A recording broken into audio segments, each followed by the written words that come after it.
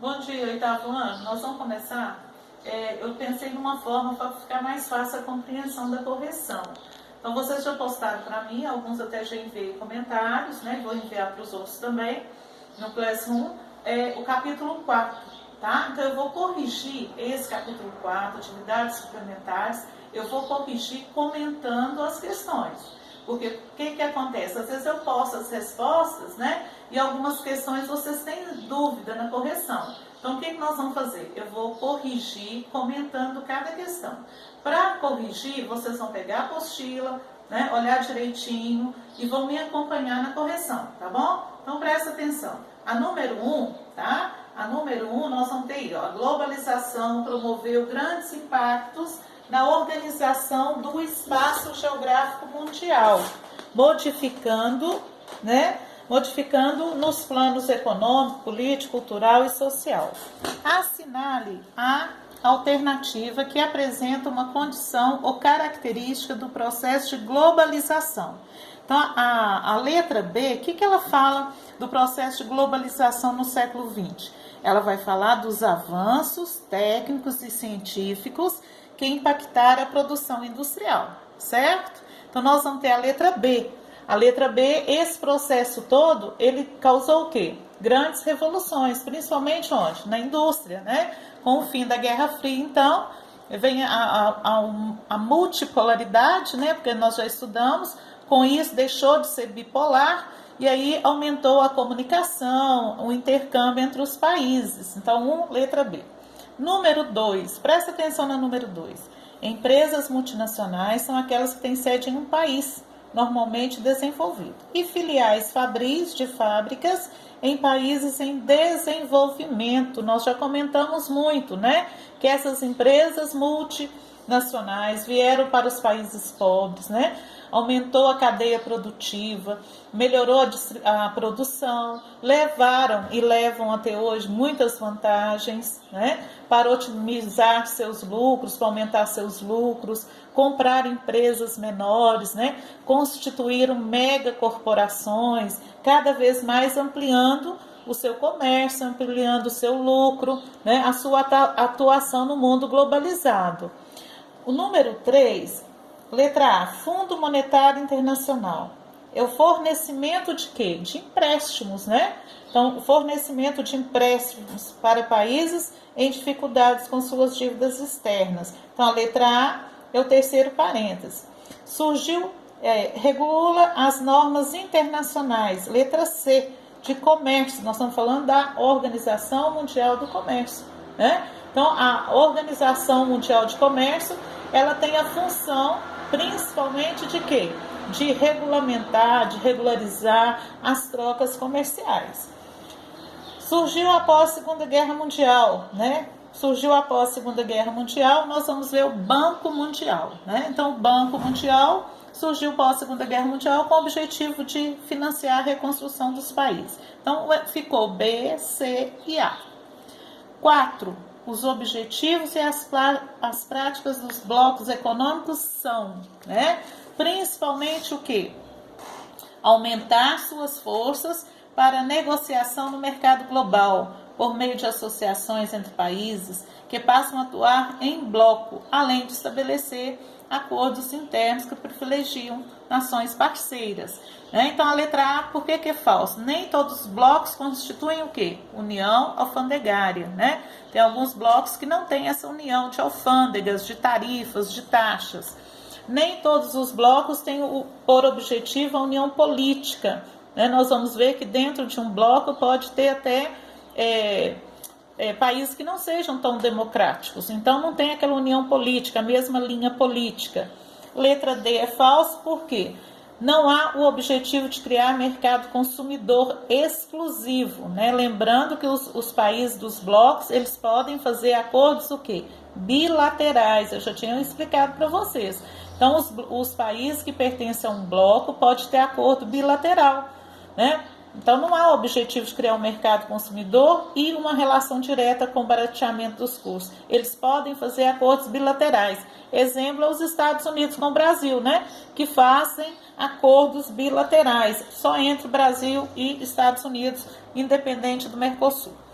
5. Associe os diferentes tipos de blocos à sua correta descrição, tá? Então vai ficar C, né? União aduaneira prevê o estabelecimento de tarifas externas comum, garante tarifas preferenciais a países membros, a letra A, olha lá, zona de preferência tarifária, prevê moeda e sistema monetários únicos conduzidos por um banco central do bloco, né? A União Econômica e Monetária, o exemplo da União Europeia, permite a livre circulação entre os países membros de pessoas, produtos, serviços e capitais, mercado comum, né?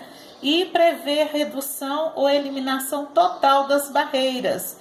É a letra B, zona de livre comércio. Em alguns blocos, essa redução pode ser total, mas quando não há uma redução total, outros blocos optam por quê? Reduzir gradativamente, tá bom?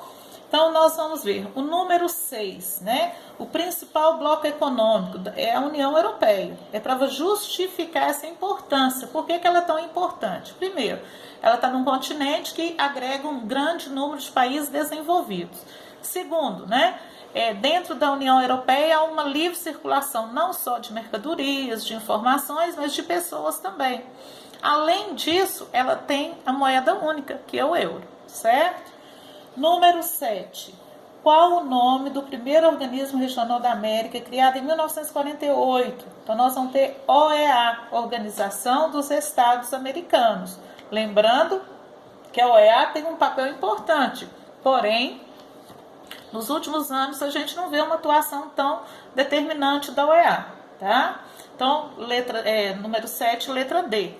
Então, nós vamos justificar lá, área de livre comércio das Américas, né? Foi uma proposta dos Estados Unidos, né? E ela não chegou a ser concretizada, a ALCA, eu já tinha comentado. Por que ela não chegou? Porque os Estados Unidos queriam manipular o tempo inteiro os países latino-americanos, né? Letra B, as organizações, né, das Nações Unidas, é uma organização mundial e não só para a América. Depois, nós vamos ter a letra C, Organização dos Estados Ibero-Americanos. Não, é a organização, né? Não, surgiu após a OEA. Ela não vai surgir antes de 1948, ou no ano de 1948, ok?